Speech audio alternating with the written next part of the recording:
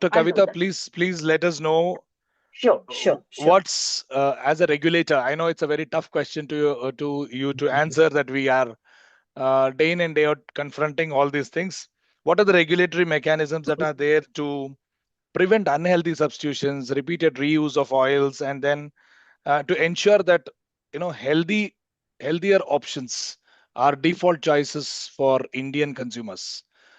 Some regulatory mechanisms that FSSA has put in place, and what is yet to be done. If you can just quickly tell us. Yeah.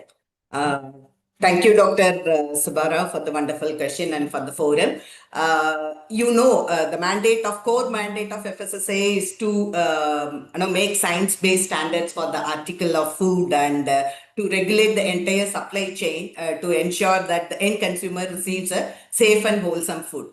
And also, if you look into the definition of the food, it covers everything, all unprocessed, processed, primary, chewing gum, alcohol, whatnot, GM, everything. Also, as a regulator, we are not coining anything as healthy, as Dr. Rusha said. Even the caffeinated beverages, which is sold globally as energy drink, we are terming it as a caffeinated beverage only. And if you look into all our regulations, all are mandatory except the fortification regulation, because we are saying once the government declares something is evident, deficiency is obvious, then we'll make it as mandatory, all those fortification. Now it is a voluntary regulation. So coming to the oils and fats, Dr. RBN Prasad already stated, like we have some 64 standards for oils, fats, and oil emulsions. And that is basically the vertical and the horizontal standards. Vertical, primarily the quality parameters, which is essentially focusing to curb the adulteration, and all the safety parameters, labeling provisions are in place. So one such major intervention what FSSA did was to bring the regulation on trans fatty acid. We all know it's unsaturated one, it has no nutritional significance. But when the FSS Act was passed and the regulations were made, there were no limits set for the trans fats.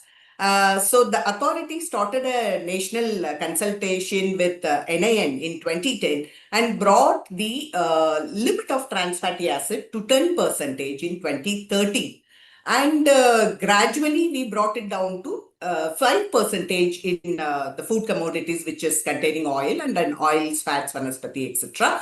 And what we did is in 2018, we notified the advertisement and claims regulation, because earlier it was a combined regulation.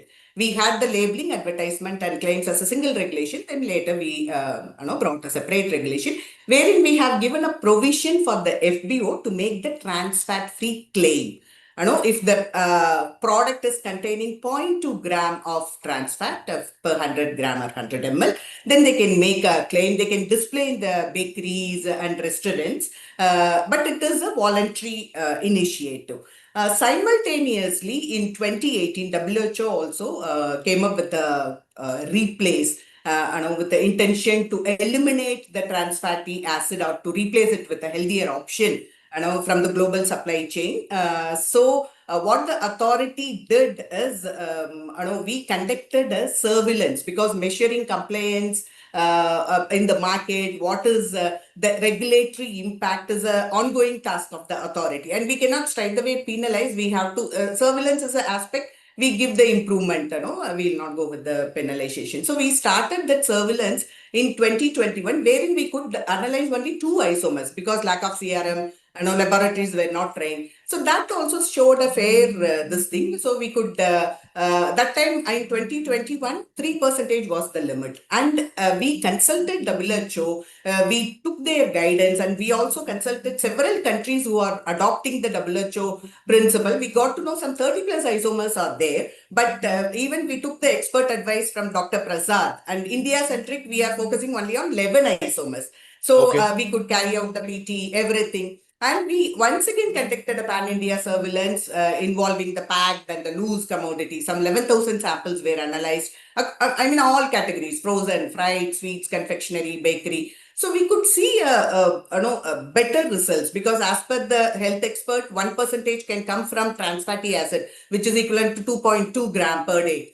Okay. So we could see 95% are ensuring compliance. So this is one such initiative I wanted to emphasize. Not only we set the standard, we look into the ground reality. So as I said, we are explicitly not calling us healthy, but we are doing away all this simultaneously. Thank you. Right. Over to Thank you. you very much. And